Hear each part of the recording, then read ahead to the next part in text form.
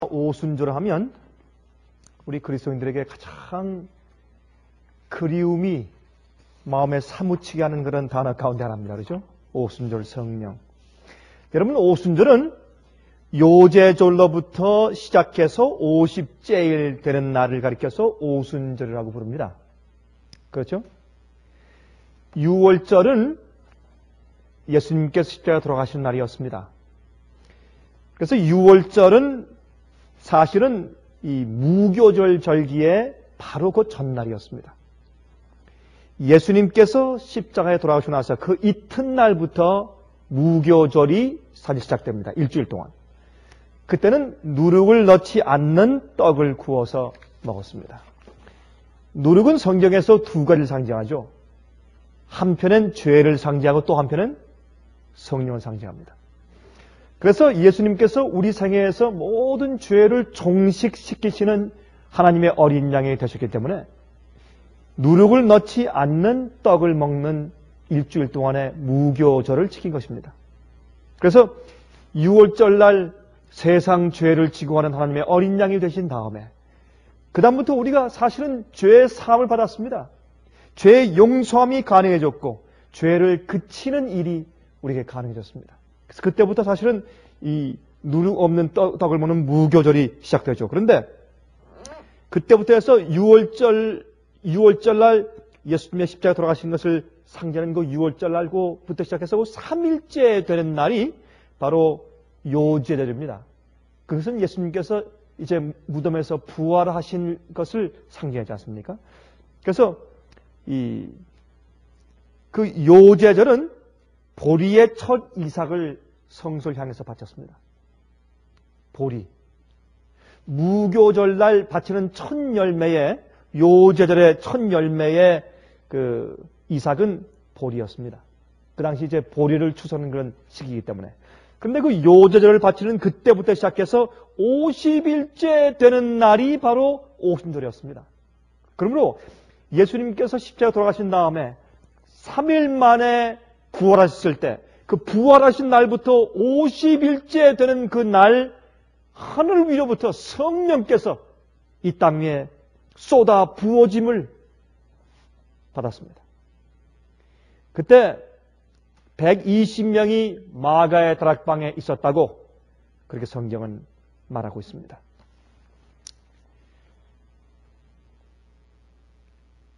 예수님께서 이 땅에 계실 때 40일 동안 그러니까 부활하고 승천하신 다음에 사실은 그 열흘 동안 있었죠. 근데 예수님께서 부활하신 다음에 잠깐 올라갔다가 다시 내려오셔서 40일 동안 이제 당신의 제자들과 함께 시간을 보내시고 성경을 가르치시고 메시아가 이 땅에 오셔서 무슨 일을 하시고 돌아가셔야 할지에 대해서 잘 성경적으로 가르치신 다음에 40일 동안 지내시고 다시 이제 승천해서 올라가셨습니다.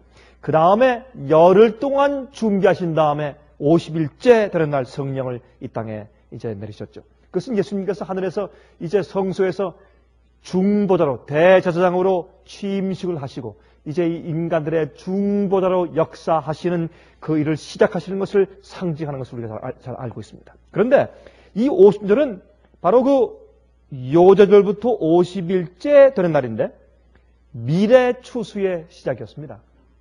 그때는 이제 밀을 추수하는 이제 그 시기였습니다.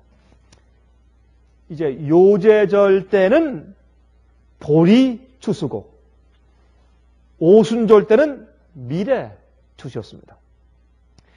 여러분, 이 밀의 추수를 위해서 첫 열매를 바칠 때 그때 첫 열매 드릴 때 이제 단을 묶어 가지고 이제 드리지 않습니까? 단을 제일 잘 익은 제일 극상품, 제일 먼저 익은 첫 열매를 거두다가 대제사장이 지성소를 향해서 이제 첫 열매를 드리는 것입니다. 위아래로 흔들었습니다. 이렇게 흔들었습니다. 메시아가 위에서부터 이 땅으로 내려오셨습니다. 또 다시 올라가셨습니다. 그걸 상징하죠? 또 동시에 하나님께서 우리에게 축복을 하늘에서 내려주셨습니다. 그래서 우리가 하늘로 주님께 감사함을 돌립니다. 이제 그런 것을 상징하는 것이죠. 그런데 흥미있는 것은 말이죠. 이 오순절날 드리는 첫 열매는 밀 이삭 한 단이 아니고 밀로 만든 떡 두 덩이였습니다. 이것은 참 흥미있는 그런 의미 우리에게 주지 않을 수가 없습니다. 레위기 23장을 좀 보시겠습니까? 레위기 23장. 레위기 23장 15절부터 17절까지 보십시오. 레위기 23장 15절부터 17절까지 다음과 같이 말씀되어 있습니다. 안식일 이튿날 곧 너희가 요제로 단을 가져온 날부터 세어서 어떻게 해요? 7 안식일의 수요를 채우고 77 얼마요? 49일. 그 다음에 그 이튿날이죠. 7 안식일의 수요를 채우고 제7 안식일 이튿날까지 합 50일을 계수하여 새 소재를 여호와께 드리되 너희 처소에서 에바 10분 2로 만든 떡 몇 개를요? 2개를 가져다가 흔들지니 이는 고운 가루에 누룩을 넣어서 구운 것이요 이는 첫 요제로 여호와께 드리는 것이며 그랬습니다. 이것이 바로 오순절의 첫 열매입니다. 무교절의 첫 열매는 요제절날 드리는 첫 보리 단 이삭 한 단이었습니다. 그러나 오순절날 드리는 것은 떡 2덩이였습니다. 이때는 누룩을 넣은 떡을 만들라고 했습니다. 그것은 처음에는 우리 생에서 죄를 정리하시고 죄를 해결하시는 예수님의 죽음을 상징하는 것이었지만 이번엔 그 죽음의 예수 그리스도의 거룩한 희생을 믿는 신자들 마음 가운데 누룩을 상징하는 성령을 부어주시는 것을 상징하고 있어요. 누룩은 퍼지는 거 아니겠습니까? 죄도 퍼지지만 성령도 퍼집니다. 죄가 힘인 것처럼 성령도 힘입니다. 로마서 5장에 말씀하기를 어떻게 해요? 죄가 우리 속에서 왕노릇한 것처럼 은혜도 우리 속에서 어떻게 해요? 왕노릇한다고 설명하고 있는 것입니다. 그리고 성령도 지배하는 능력이 있는 것입니다. 죄도 퍼지는 힘이 있지만 성령도 우리 속에 들어와서 우리 속에 배어들어서 퍼지게 하는 것입니다. 우리를 변화시킵니다. 그렇게 해서 여기에 이제 떡 2개를 드리라고 말씀드리겠습니다. 이 떡 2개는 유대인과 이방인을 상징하죠. 그렇죠? 유대인들의 남아있는 유대인들이 나가서 복음을 전파하니까 이방인들이 들어왔습니다. 그래서 참된 남아있는 유대인들과 또 참된 이방인들이 합쳐져서 초대교회를 만듭니다. 그것이 오순절의 첫 열매인 것을 우리가 알 수 있습니다. 그런데 여러분 그 당시 말이죠. 유대인들의 절기 가운데서 이 오순절 때에 이 각 나라에 흩어져 있던 유대인들이 가장 많이 모여왔다고 합니다. 그 이유는 그 당시에 이 오순절을 지키는 그 절기 그 시기가 여행하기에 가장 알맞는 시기였습니다. 춥지도 않고 덥지도 않고 가장 적당한 시기였습니다. 폭풍들도 없고 그 당시에 이제 여행할 때 배로 여행을 많이 하는데 사람들이 여행 올 때 폭풍이 별로 없고 가장 여행하기에 적당하고 온화한 기후를 가진 바로 오순절날 흩어져 있는 유대인들이 가장 예루살렘에 많이 모여왔다는 것입니다. 그 흩어져 있는 유대인들을 디아스포라라고 불렀습니다. 디아스포라. 이 디아스포라들이 각 나라에 흩어져 있다가 이제 오순절날 되면 제일 많이 예루살렘에 모였습니다. 그때 하나님께서 성령을 부으셔서 그때 이 세상에 복음 전파하는 제일 첫 번째 시발점을 시작하시는 것을 우리가 볼 수가 있습니다. 우리 사도행전 2장을 펴십시다. 사도행전 2장 1절부터 8절까지 한번 읽어보도록 하십니다. 사도행전 2장 1절부터 8절까지입니다. 오순절 날이 이미 이름에 저희가 다 같이 한 곳에 모였더니 호련히 하늘로부터 급하고 강한 바람 같은 소리가 있어 저희 앉은 온 집에 가득하며 불의 혀같이 갈라지는 것이 저에게 보여 각 사람 위에 임하여 있더니 저희가 다 성령의 충만함을 받고 성령이 말하게 하심을 따라 다른 방언으로 말하기를 시작하리라 그랬습니다. 그때 경건한 유대인이 천하 각국으로부터 와서 예루살렘에 우거하더니 이 소리가 나매 큰 무리가 모여 각각 자기의 방언으로 제자들의 말하는 것을 듣고 소동하여 다 놀라 기이 여겨 이르되 보라 이 말하는 사람이 다 갈릴리 사람이 아니냐 우리 각 사람의 난 곧 방언으로 듣게 되는 것이 어찌미뇨 그랬습니다. 그 뒤에 계속 몇 절 더 읽어보십시다. 우리는 바데인과 메데인과 엘람인과 또 메소포타미아와 유대와 갑바도기아, 본도와 아시아, 부르기아와 밤빌리아, 애굽과 및 구레네에 가까운 리비아, 여러 지방에 사는 사람들과 로마로부터 온 나그네 곧 유대인과 유대교에 들어온 사람들과 그레데인과 아라비아인들이라. 우리가 다 우리의 각 방언으로 하나님의 큰 일을 말함을 듣는도다 하고 다 놀라며 의혹하여 서로 가로되 이 어찐 일이냐 하며 또 어떤 이들은 조롱하여 그러되 저희가 새 술이 취하였다 하더라 그랬습니다. 참 놀라운 사건이 아닐 수가 없습니다. 여러분, 근데 여기 우리 한 가지 알 것은 이곳에 모이는 사람들이 다 같은 곳에 한 곳에 모였는데 여기에 다 같이 한 곳에 모였다 하는 이 말씀 앞에 한 마음을 가지고 한 곳에 모였다라고 말을 해야 합니다. 우리가 그 말씀을 우리 1장에서 읽었지 않습니까? 다시 보십시다. 1장 14절. 여자들과 예수의 모친 마리아와 예수의 아우들로 더불어 마음을 같이하여 전혀 기도에 힘쓰니라. 마음을 하나로 같이하여서 그들이 함께 모였습니다. 다시 말해서 같은 회개의 경험, 서로 같이 서로 죄를 고하고 서로 연합한 같은 경험, 같은 마음, 같은 죄에 대한 고백의 심정, 같이 겸손해진 마음, 같이 온유해진 마음, 또 같이 같은 진리를 이해한 마음, 예수님을 같이 이해하고 같이 바라본 심정, 같이 주님께 과거에 내가 왜 이렇게 못했을까 하는 후회하는 같은 심정을 가지고 같이 주님을 향해서 진리와 예언을 이해한 같은 마음을 가지고 또 같이 십자가를 보고 십자가를 통해서 마음이 깨어진 사람들, 이런 같은 마음을 가진 사람들이 한 곳에 모인 것입니다. 그러니까 성령이 임했지. 같은 곳에 아무리 사람들이 많이 모이고 자주 모여도 무슨 성령이겠습니까, 여러분?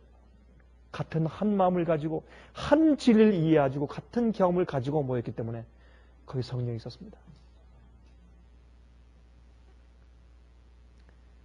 오늘날 오순절 성령 같은 그런 뜨거운 경험이, 그런 놀라운 복음 전도의 사업을 끝마칠 수 있는 그런 엄청난 능력이 교회에 없는 이유는 사람들이 그저 모여있기 때문에 그래요.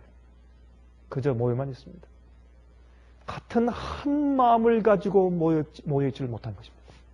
같은 한 마음을 가지고 한 진리의 경험을 가지고 같은 품성을 가지고 모여있지 못해서 그렇습니다. 모여있긴 한데 생각이 다 각자고 이해하는 진리가 각자고 가진 성품들이 각각 다 다르고 그렇습니다. 그래서 주의 성령께서 이렇게 큰 능력으로 임할 수가 없습니다. 여러분, 제일 처음에 복음의 씨앗을 뿌릴 때 이렇게 큰 성령의 역사가 있었습니다. 이러한 그 복음이 이 오랜 기간 통해서 자랐습니다. 열매를 맺었습니다. 이제 그 열매를 따기 위해서 그 사상 역사의 맨 마지막 때 주님께서 또 큰 성령의 역사를 한번 교회에 베푸실 것입니다. 어떤 자들에게 한 마음을 가지고 한 회개 경험을 가지고 한 진리를 가지고 같은 마음과 같은 예수의 마음을 가지고 한 곳에 모인 사람들에게, 꼭 어떤 지역적인 것보다 하나님의 참된 남은 교회의 일원이 된 사람들, 그 사람들에게 성령이 임할 것입니다. 여러분, 저는 이 세상 도처를 다니면서 정말 성령을 받을 만하게 준비되어가는 알곡들을 많이 보았습니다. 전 그래서 제 마음 가운데 소망이 있습니다. 이 세상이 아무리 어두워져가는 것처럼 보이지만 각 곳에 주님께서 당신의 마지막 성령을 베풀어서 늦음을 통해서 복음 사업을 마지막 시대에 마칠 수 있는 주의 백성들을 준비하고 있는 것을 저는 제 눈으로 보고 다닙니다. 그런 사람도 있습니다. 틀림없이 있습니다. 여기에 급하고 강한 바람 같은 소리가 있어서 그 집안을 채웠다 그랬습니다. 왜 이런 말씀이 기록되어 있을까요? 왜 그런 사건이 생겼을까요? 아니, 성령만 조용히 좀 임하면 안 됩니까? 왜 바람 소리 같이 그냥 급한 바람 소리가 들렸습니다. 여러분, 그것은 여기에 있는 이 헬라 말 단어는 사람의 호흡, 이 호흡을 후 부을 때, 후 할 때 나오는 그런 숨소리 같은 그런 뜻으로 이해될 수도 있는 그런 단어입니다. 이게 무슨 뜻입니까? 예수님께서 이제 부활하신 다음에 당신의 이제 무서워서 모여있는 그 제자들에게 오셔서 어떻게 했습니까? 예수님께서 숨을 후 내쉬면서 성령을 받으라 그랬습니다. 그렇죠? 그것은 예수님께서 이제 앞으로 오신 줄날 그들에게 성령을 크게 부어 주실 것에 대한 예표였습니다. 후, 성령을 받으라. 그것은 하나님의 입기운입니다. 주님의 성품을 호흡하는 것입니다. 하나님의 진리를 호흡하고 주님의 마음을 호흡하는 것입니다. 성령을 호흡하는 것입니다. 하나님의 분위기를 호흡하는 것입니다. 이것은 하나님의 입기운이, 하나님의 능력이 그들에게 실제로 부어진 바 되는 것을 상징하는 것입니다. 또 그들에게, 여러분, 그들은 지금 나가서 세상을 향해서 십자가에 돌아가시고 부활하시고 승천하신 예수님에 대해서 가르쳐줘야 합니다. 이 예수를 믿지 않으면 구원이 없습니다. 예수의 이름 위에 구원받을 만한 이름이 없다는 것입니다. 그래서 이 놀라운 복음을, 세상 전체에 복음을 나가서 전파해야 될 이 사람들이 얼마나 큰 증거가 필요하겠습니까? 큰 증거가 필요해요. 이들 마음 가운데. 흔들리지 않고 요동할 수 없는 주님께서 그들을 택하셨다고 하는 엄청난 증거가 필요했습니다.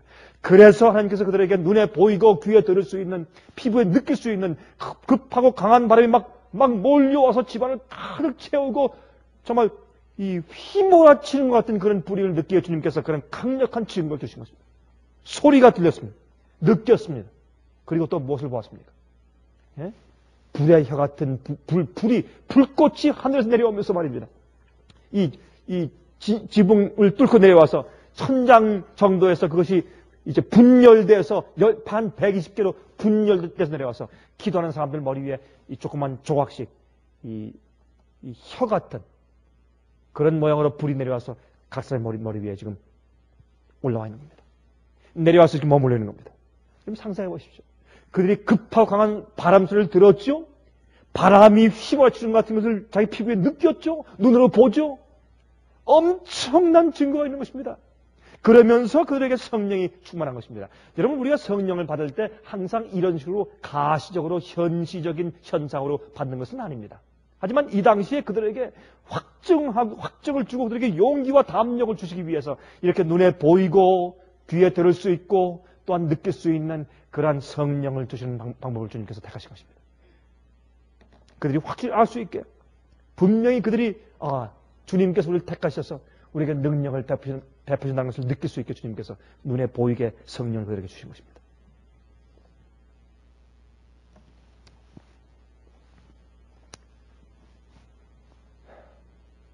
왜 하필이면 혀 같은 부일까요? 불의 혀 같은 모양으로. 여러분, 전 이것을 생각할 때 우리가 앞으로 받을 늦음이 성령 때도 아마 우리가 세상을 향해서 마지막 복음 사업을 끝마치고 추수하고 준비된 열매를 따내오고 바벨론에서 나오라고 큰소리 외침을 하고 이렇게 하기 위한 우리가 필요한 어떤 일의 표상으로 성령이 임할지도 모르겠습니다. 세상 도처에 모여있는 참 주의 백성들을 위해 성령께서 임하실 늦은 비가 임할 때 그들이 정말 이 사람들처럼 마가의 다락방에서 한 것처럼 그들이 무릎 꿇고 간절히 기도하고 서로의 죄를 고백하고 서로의 부족함을 고백하고 서로의 잘못을 이야기하고 완전히 낮추어지고 한 사람도 누구를 주장하려고 하지 않고 한 사람도 권위를 행사하려고 하지 않고 한 사람도 자기가 제일 으뜸으로 군림하려는 정신이 없이 정말 예수님의 섬기는 정신, 온유함, 그 겸비함, 서로 봉사하고 나눠 주려는 정신, 내 것을 더 이상 내 것으로 하자는 그런 정신, 정말 회개한 정신, 정말 굴복한 정신, 정말 깨어진 마음, 그런 마음으로 모여서 기도할 때 늦은 비가 임할 것입니다. 그 임할 때 오순절 성령 때 그들에게 필요한 능력은 방언의 능력이었어요. 앞으로 우리가 어떤 능력이 필요하겠습니까, 여러분? 어떤 담력이 필요하고 어떤 성령의 능력으로 어떻게 나가서 무슨 말씀을 어떻게 전해야 마지막 복음사업이 끝나겠습니까? 바로 그 일을 하기 위한 그 능력의 표상으로 우리에게 임할 것입니다. 늦으면 성령도 어떤 모양일지 우리가 몰라요. 우리 그때 가서 좀 보십시다. 어떤 모양으로 어떻게 성령이 가시적으로 우리의 귀에 들을 수 있게 눈에 볼 수 있게 임하시는지. 그래서 적은 무리들에게 주님께서 세상을 향해서 온 세상을 향해서 옛날 이 당시에 오순절날 성령 역사보다도 큰 역사를 이루셔야 하기 때문에 우리 마음 가운데 확증을 주고 능력을 주고 담대함을 주기 위해서 분명히 하나님께서 우리에게 역사하셔서 우리를 인치시고 나가서 이제 이 일을 하라고 주님께서 분부하시는 것을 분명히 보고 듣고 들을 수 있게 주님께서 성령을 우리에게 베푸실 것입니다. 이 땅에 흩어져 있는 많은 준비된 무리들 교회들에게 성령이 부어져야 될 것입니다. 얼마나 놀라운 일입니까?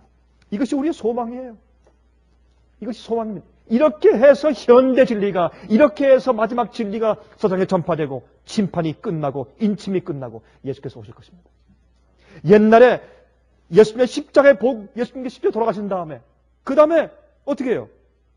그럼 끝나면 되죠. 돌아가셨는데, 그러나 하나님이 이 땅에 오셔서 인간들의 죄를 위해서 그 엄청난 희생을 치우시고 십자가에 돌아가셨지만은 그 일을 전파하는 인간들이 필요했어요. 사람이 필요했어요. 마찬가지입니다. 주님께서 복음사를 다 이뤄놓으시고 마지막 요한계시록의 이 마지막 예언들을 다 이룰 준비를 다 해놓으시고 천사들의 역사가 다 있고 모든 것을 다 준비하셨더라도 마지막 이 영원한 복음, 마지막 정말 진리를 세상에 전파할 사람들이 필요한 것입니다.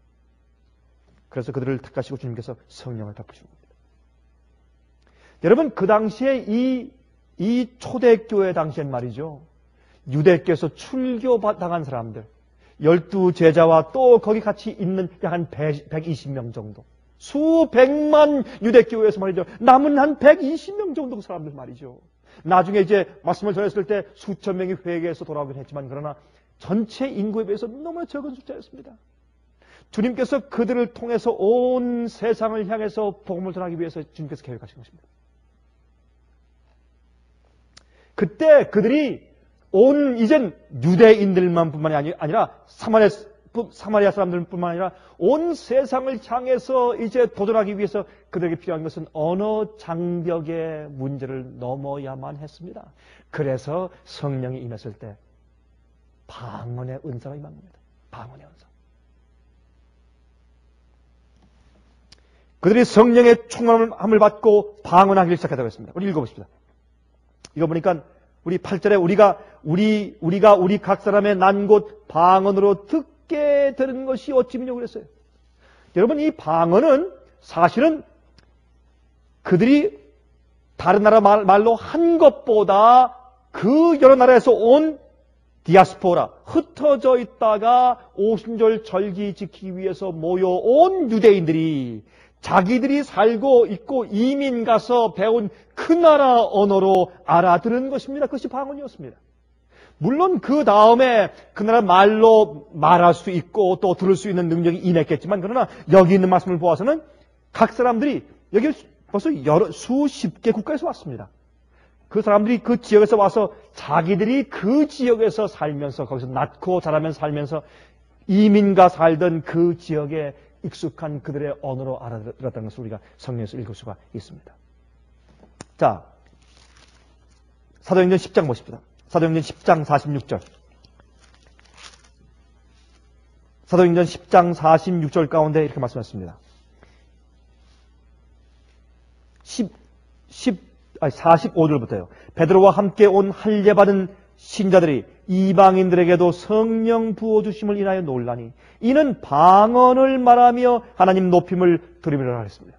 여기에 이제 고넬료와 또한 거기 있는 권속들이 이렇게 성령을 받고 나서 그들도 방언하는 것을 베드로가 보았고 같이 간 유대인들이 보았습니다. 깜짝 놀랐습니다. 자, 11장 보세요. 11장 15절. 이것을 지금 베드로가 예루살렘에 가서 보고하면서 이렇게 말했어요. 내가 말을 시작할 때 성령이 저에게 임하시기를 처음 우리에게 하신 것과 같이 하느니라. 처음 우리에게 하신 것과 같이 언제요? 언제를 말합니까? 이것은 오순절날 그들이 성령 받을 때처럼 한단 말입니다. 다시 말해서 그들이 지금까지 어떻게 서로 다른 나라 말을 했습니다.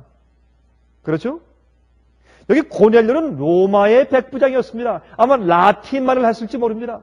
또 다른 나라 언어를 했을지 모릅니다. 그 본속들은 하속들은 흑인들이기 때문에 또 어디에? 저기 리비아나 구레네나 아니면 에티오피아나 다른 데서 이제 살다가 온 그런 종들로서, 그런 사람들로서 다른 나라 언어를 했을 가능성이 참 많습니다. 그러나 갑자기 통역이 필요 없습니다. 갑자기. 베드로가 그 당시에 이제 아마 이 공통적으로 얘기했던 그런 이제 잘 통하는 헬라 말을 했을 가능성도 있고, 아니면 베드로는 잘 알고 있는 히브리 말로 그렇게 말했을 가능성도 있습니다. 그러나 여기에 이제 더 이상 통역이 필요치 않게 그들이 성령을 받자 갑자기 통역이 필요 없어요. 그래서 그들이 오순절날 처음에 성령을 받을 때처럼 했다고 이제 바울이 설명하는 것을, 아니 베드로가 설명하는 것을 여기서 볼 수가 있다고 말합니다. 그런데 여러분, 우리 잠깐만 좀 짚고 지나갔습니다. 요즘에 오늘날 이 교회에 이 방언 문제가 참 보통 심각한 문제가 아닙니다. 그렇죠? 방언 문제. 옛날에 이 방언하는 일들은 오순절 교회에서만 성행하더니 이젠 침례교, 감리교, 장로교, 뭐 성결교회 할 것 없이 교회란 개신교회 몽땅 전부 다 퍼져 있는 모습을 보게 됩니다. 처음에는 개신교에서 방언할 때 좀 이상하게 보았습니다. 그러나 이제는 아주 너무나 이제 퍼져 있고 너무나 인기가 있고, 방언하는 것은 마치 성령을 받아서 능력을 받은 것처럼 인정된 지가 꽤 오래되었습니다. 이것은 진짜 방언이 아닌 것을 알 수 있습니다. 여러분, 사도행전 2장과 10장과 11장의 말씀만 읽어보아도 실제로 있는 방언은 그런 것이 아닌 것을 알 수 있습니다. 알아들 수 없는 이상한 어떤 언어가 아닌 이상한 소리 지르는 것들은 방언이 아닌 것을 우리가 알 수 있습니다. 여러분, 사도행전 12장과 14장을 보면 이 방언에 대해서 설명을 쭉 해놓으셨는데, 거기에 보면 이런 말씀도 있습니다. 잠깐 좀 찾아서 보십시다. 고린도전서 14장 이런 말씀이 있습니다.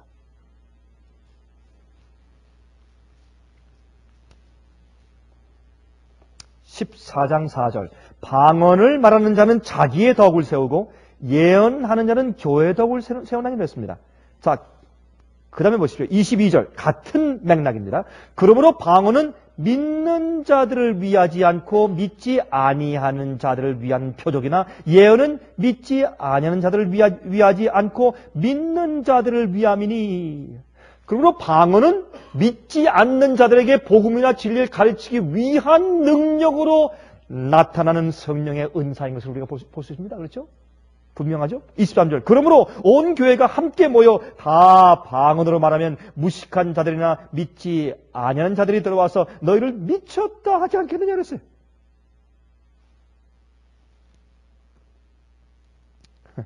여기 참 우리가 할 말이 많지만은 18절 보세요. 18절. 내가 너희 모든 사람보다 방언을 더 말함으로. 이 말씀 지금 누가 하는 것입니까? 누가 지금 이 말씀을 썼습니까?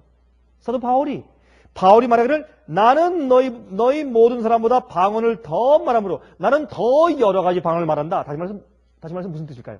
나는 너희보다 더 많은 외국어를 말할 수 있다. 그 말 아니겠습니까? 내가 너희 모든 사람보다 방언을 더 말함으로 하나님께 감사하노라 그랬습니다. 자, 8절, 9절 보십시다. 만일 나팔이 분명치 못한 소리를 내면 누가 전쟁을 예비하리요? 이와 같이 너희도 혀로서 알아듣기 쉬운 말을 하지 아니하면 그 말하는 것을 어찌 알리요? 이는 허공에 다 말하는 것이라 그랬습니다.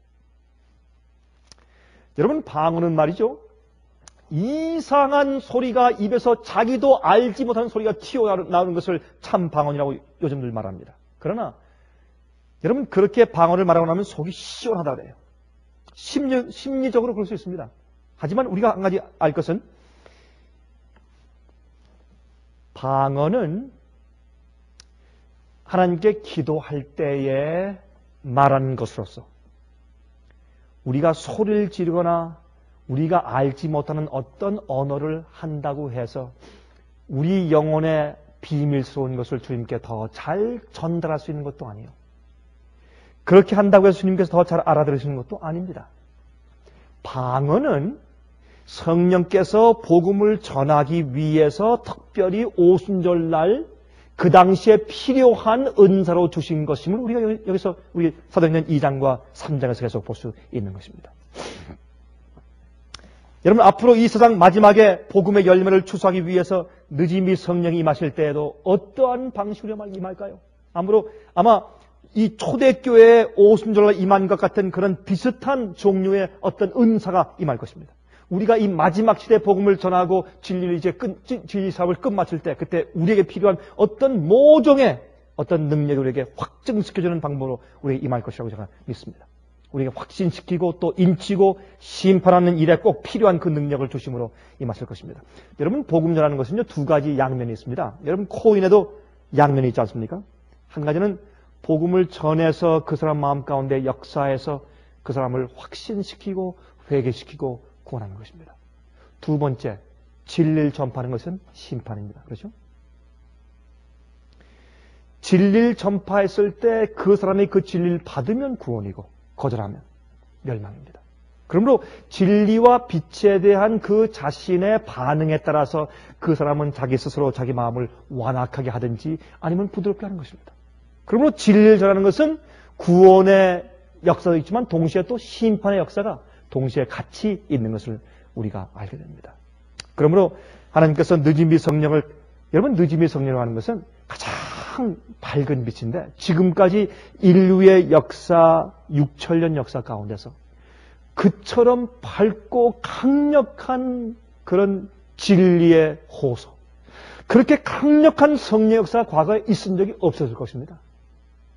그렇게 강력한 성령 역사가 임할 것이기 때문에 그 역사를 만난 다음에 그 역사를 부인하면 더 이상 더 큰 그 사람 마음을 부드럽게 하고 감동할 더 큰 역사가 더 이상 없습니다.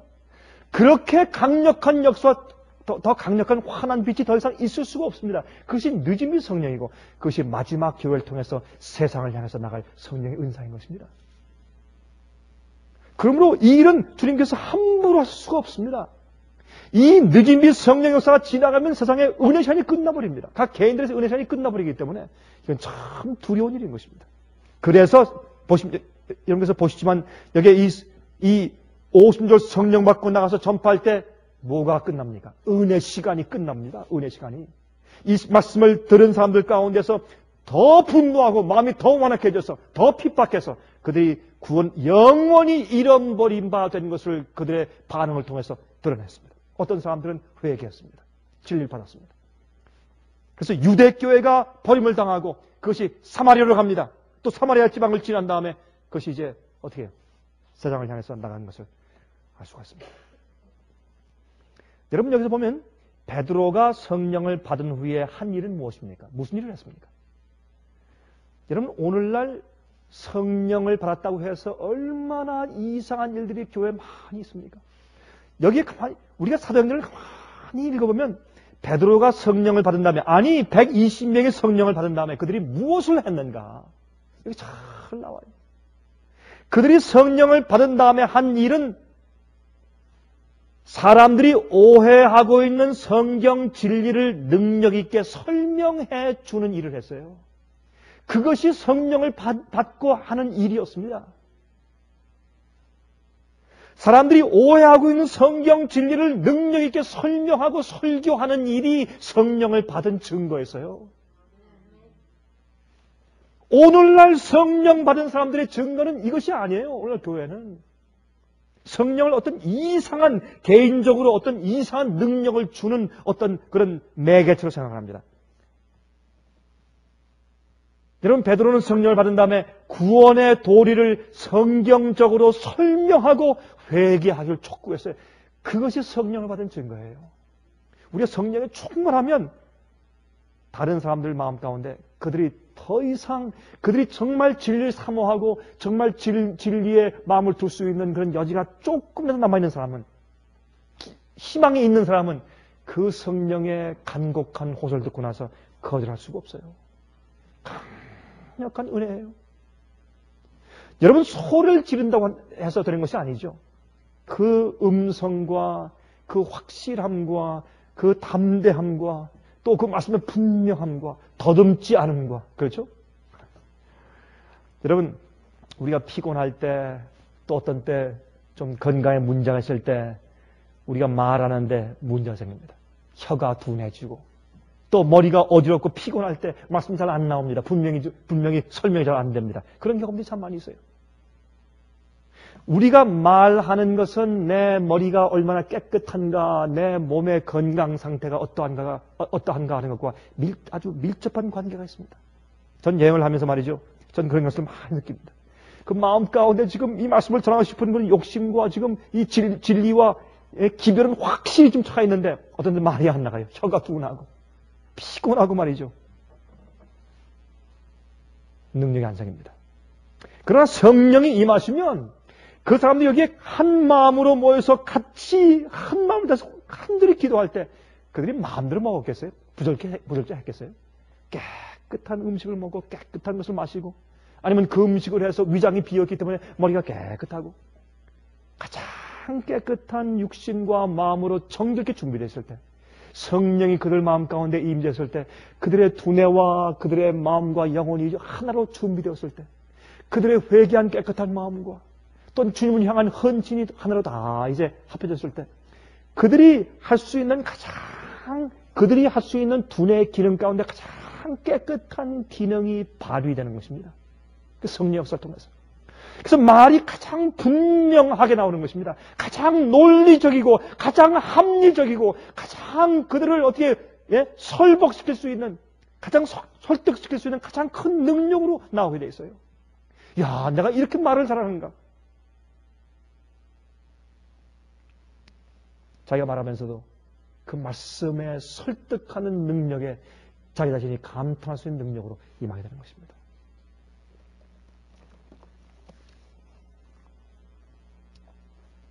여러분, 그들은 예수님의 죽으심과 부활을 증거했어야만 됐습니다. 그것은 말이죠. 그죠? 인간적인 그런 논리 가지고 안 됩니다. 성령의 능력과 파워가 필요했습니다.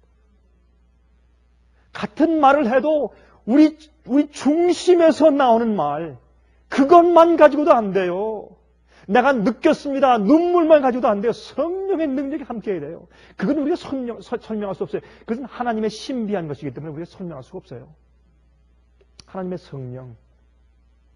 하나님의 마음은 성령 이외에 아실 수 있는 분이 없습니다. 그렇죠? 우리를 아는 것은 누구예요? 나를 아는 것은 내 마음이, 내 마음만 나가 합니다. 하나님을 아는 분은 성령밖에 없어요. 성령이 우리 마음 가운데 임하시면 그건 무슨 말이냐? 우리의 두뇌 세포와 나의 이해와 나의 합리성과 나의 논리와 나의 영혼의 모든 것이 하나님의 제단 위에 깨끗이 전부 다 퍼져졌어요. 내 마음 가운데 교만이 없습니다. 자만심도 없어요. 성령이 아무리 크게 부어졌어도 그 성령의 단 1%도 내 자신의 인기와 날 위해 사용할 만한 그런 성질이 내 마음 가운데 전혀 없어요. 그런 자에게 성령이 임하시는 거예요. 그런 자에게 전혀 자기가 없습니다. 예수님의 품성이 그러했기 때문에 아버지의 영광만을 위해 사셨기 때문에 예수님은 항상 이 땅에 사실 때 33년 반 동안 성령이 충만했습니다. 특별히 여러분 요단강에서 침례 받고 나오셨을 때 성령이 그 위에 충만히 부어진 바 되었다고 말했어요. 그래서 예수님은 그리스도입니다. 메시아. 그것은 무엇입니까? 기름 부음을 받은 자. 그게 무슨 뜻이에요? 기름이 뭡니까? 성경에서? 성령 아니에요?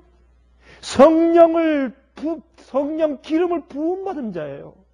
그 일을 하나님의 메시아의 일을 하기 위해서 우리 인간들에게 거룩한 아버지의 계명을 지키는 것이 무엇인지 생애로 보여줄 수 있기 위해서 우리 인간의 죄를 대속하기 위해서 십자가에 돌아갈 수 있기 위해서 아버지의 뜻대로 온전히 살 수 있는 품성이 전적으로 준비된 예수님 속에 성령이 가득하게 부어져서 예수님은 성령으로 충만한 자였어요.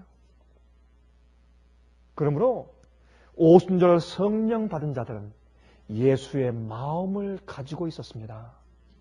그들의 회개와 그들의 마음을 비운 것과 그들의 헌신은 예수님 것과 같은 흡사한 것들이었습니다. 그래서 성령이 임했습니다. 성령은 아무에게나 임하는 것이 아닙니다. 오늘날 가짜 성령들이 교회를 판치고 있는 것은 그들의 생활이 엉망이고 그들이 교만하고 말이죠. 예? 그들이 교회에서 성령을 받아서 방언하지만 밖에 나가서 마음대로 싸우고 마음대로 경제하고 마음대로 먹고 마음대로 사는데 여러분 제가 한 분은 말이죠.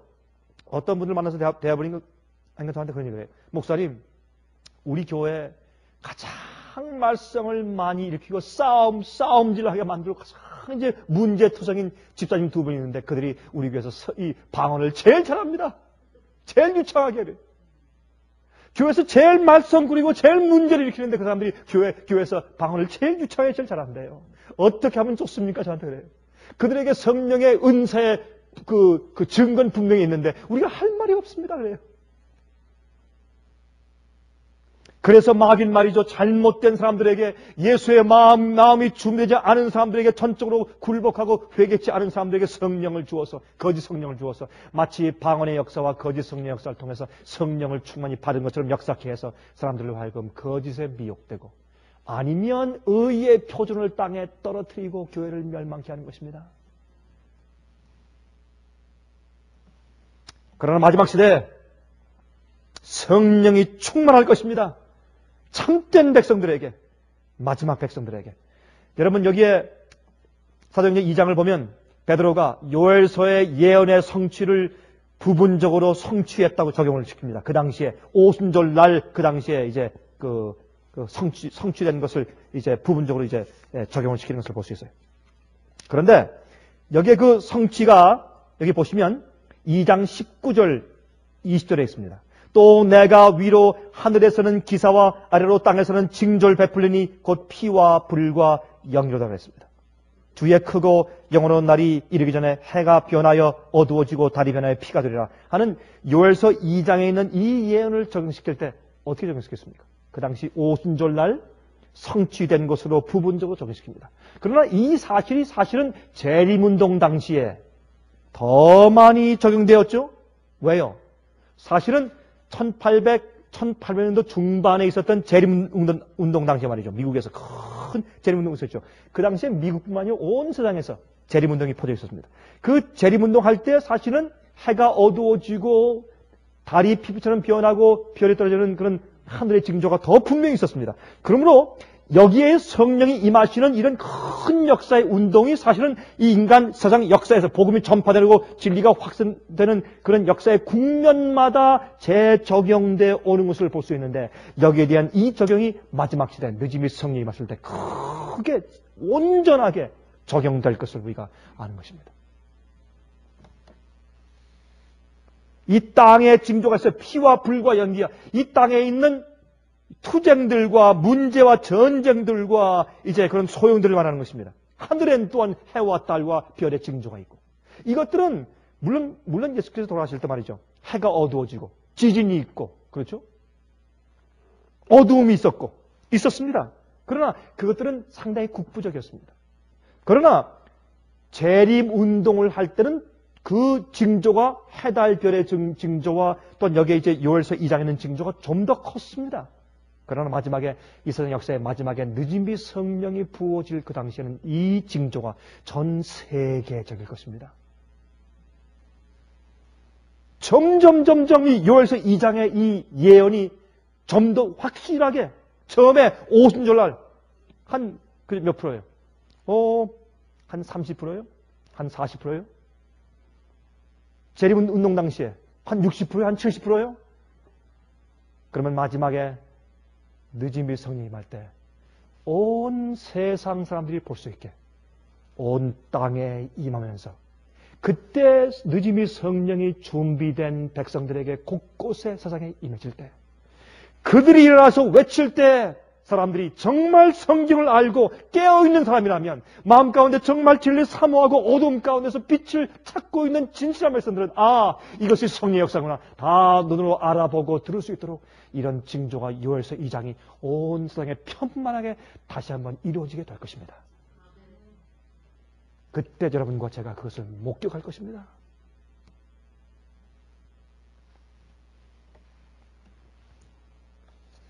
여러분 이런 일이 있었을 때 교인 숫자가 증가합니다. 베드로가 전파했을 때 하루에 3,000명이 회개합니다. 그들이 왜요? 몰랐습니다. 교회 지도자들의 가르침을 잘못 받아서 미혹당했어요. 마찬가지입니다. 마지막 시대도 오늘날 교회에서 잘못 가르침 받은 사람들이 참 진리로 돌아올 것입니다. 똑같은 역사가 반복되는 것입니다. 그래서 교회 숫자가 증가할 것입니다. 어떻게 해요? 진리를 믿는 참된 교회인들의 숫자가 증가할 것입니다. 이건 교파를 말하는 것이 아닙니다. 참된 주님의 교회를 말하는 것입니다. 그 당시에 잘못된 가르침에서 깨어나와서 우리가 잘못됐습니다. 우리가 몰라서 그 예수 메시아를 우리가 십자가에 못 박아 죽였군요 하고 그들이 가슴을 찢으면서 회개했습니다. 마찬가지입니다. 앞으로도 진리를 알아보지 못하고 오히려 진리를 이단이라고 이야기하면서 핍박했던 자들이 그들이 가슴을 찢으며 그들이 회개하면서 우리가 몰랐습니다 라고 회개하면서 진리로 나오는 많은 사람들이 있게 될 것입니다. 그 당시 그들이 또 무엇을 할 것입니까? 유무상통할 것을 성경이 말합니다. 그들은 더 이상 자기 것을 자기 것이라고 하지 않습니다. 왜 그렇습니까? 이제 성령의 경험을 했습니다. 참되게 성령의 경험을 한 사람들은 이기심이 없습니다. 자기 옆에 불쌍한 사람이 있는데 자기 것을 움켜쥐고 있지 않습니다. 성령이 임하면 자기의 생애와 자기의 마음과 자기의 지식과 자기의 말과 자기의 있는 지위와 자기의 재물과 모든 소유가 하나님 것입니다. 성령을 받으면 그게 성령을 받은 사람들의 특징이었습니다. 그들은 복음을 전했습니다. 예수를 높였습니다. 자기를 높이지 않았습니다. 오늘날 성령 받았다고 말하는 사람들과 얼마나 대조적인지 모릅니다. 여러분, 거짓 성령의 운동들의 특징을 보십시오. 여러분, 제가 읽지 못하겠지만 데살로니가 후서 2장을 보고 또한 요한계시록 13장을 보고 요한계시록 16장을 보면 거기 다 있지 않습니까? 어떻게 말씀되어 있습니까? 마지막 시대 거짓의 증거가 뭡니까? 마지막 시대 마귀의 역사의 증거를 어떻게 사도 바울과 요한은 표현했습니까? 예언 가운데서 표적과 기적과 이적으로 표적과 기적과 이적으로 할 수만 있으면 사람들을 믿는 자들을 택한 자까지 미혹해 할 것이라고 말했습니다. 그러므로 이 마지막 시대는 말이죠. 마귀는 항상 과거에 해온 것을 다시 반복해서 미혹합니다. 주님께서는 그것을 아시기 때문에 옛날에 해온 것을 마귀가 반복해서 꾸며서 거짓 기적을 행할 때 주님께서는 그걸 안 하십니다. 왜? 마귀가 지금 하고 있으니까. 그렇죠? 마귀는 과거에 오순절날 행한 그것을 그대로 판에 박아서 복사품을 가지고 거짓 증거를 하고 있습니다. 그래서 마지막 시대에 오히려 표적과 기적과 이적을 먼저 내세우면서 성령 받았다고 하는 것은 사실은 거짓일 가능성이 거의 답니다. 우리가 알 수가 있습니다. 성경은 이른비와 늦음일 말하고 있습니다. 호세아서 6장에 말하고 있습니다. 요엘서 2장에 있습니다. 요엘서 3장에 있습니다.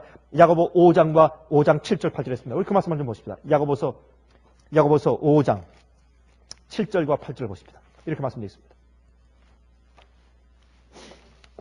그러므로 형제들아 주의 강림하시기까지 길이 참으라. 보라 농부가 땅에서 나는 귀한 열매를 바라고 길이 참아 이른 비와 또 무엇을요? 늦은 비를 기다리라니 그랬습니다. 너희도 길이 참고 마음을 굳게 하라. 주의 강림이 가까우니라. 여러분 여기에 야고보서 5장은요. 예수께서 오시는 마지막 때에 대해서 예언하고 설명한 것이 야고보 5장입니다. 특별히 야고보를 통해서 하나님께서 마지막 시대에 대해서 여기 말씀을 하셨어요. 여기 말씀하시기를 우리가 뭘 기다립니까? 농부가 이른 비를 기다리고 늦은 비를 기다립니다. 씨를 파종해서 싹이 나게 할 때 이른 비를 기다립니다. 농부가. 그래서 이른 비가 복음의 씨를 파종하고 씨앗을 내서 자라게 하기 위한 첫 번째 단계 오순절날 이른 비 성령이 내려온 겁니다.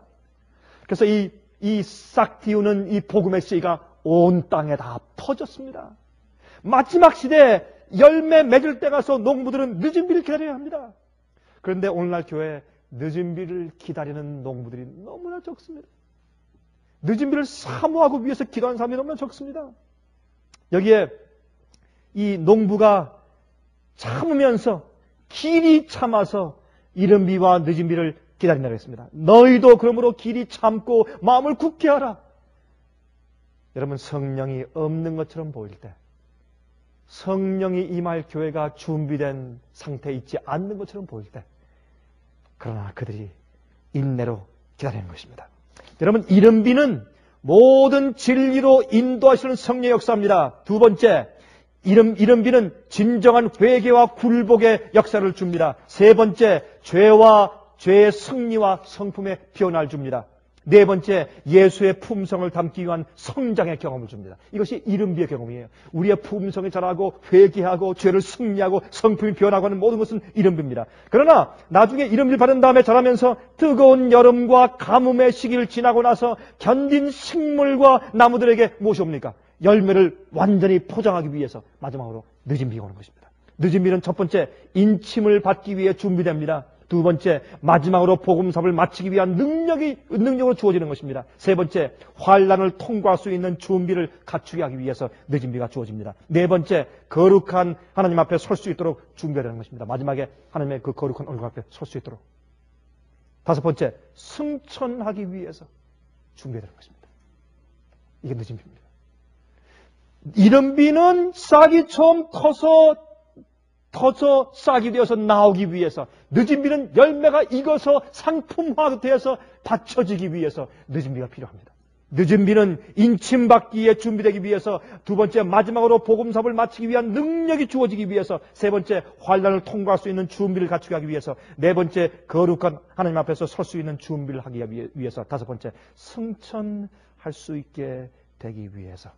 이 늦은 비가 여러분과 저희 마음 가운데 꼭 임하게 되기를 간절히 바랍니다. 하늘에 계신 우리 아버지, 옛날 오순절날 성령 받은 사람들이, 그들이 한때는 참으로 참 인간적인 안목으로 볼 때 한심한 사람들이었습니다. 준비되지 못하여 주의 마음을 아프게 했던 사람들이었습니다. 그러나 그들도 온전히 굴복하고 회개하여 성령을 충만히 받았습니다. 그리고 나가서 큰 일을 이루었습니다. 주님, 마찬가지로 참으로 할 수 없는 죄인들 속에서도 정말로 변화받고 스님이 성령을 위해서 준비된 영혼들이 세상 도처에 있는 것을 우리가 믿습니다. 주님이시여, 우리도 연약하지만은 또한 부족하지만은 주님께서 옛날 120명을 참 다락방에서 성령 받도록 한 마음이 되어 모여 기도하게 하신 것처럼 저희도 그렇게 만들어 주실 것을 믿습니다. 저희를 불쌍히 여기시고 우리의 죄됨과 우리의 연약한 이러한 성질과 생애에서 이른비 성령의 경험으로 다 승리하고 박차고 일어나서 정말 주님께서 마지막에 설 수 있는 깨끗한 그릇들 될 수 있도록 도와주시옵소서. 주여, 우리도 주님의 능력과 은혜로 그렇게 될 수 있을 것을 믿습니다. 도와주시고 이러한 백성들 주님께서 많은 곳에 가지고 계신 것을 믿습니다. 그 마지막 남은 교회 일원 될 수 있게 저희를 준비시켜 주시고 깨끗게 해 주시옵소서. 살아계신 예수 그리스도의 귀하신 이름을 의지하여서 간절하게 기도합니다. 아멘.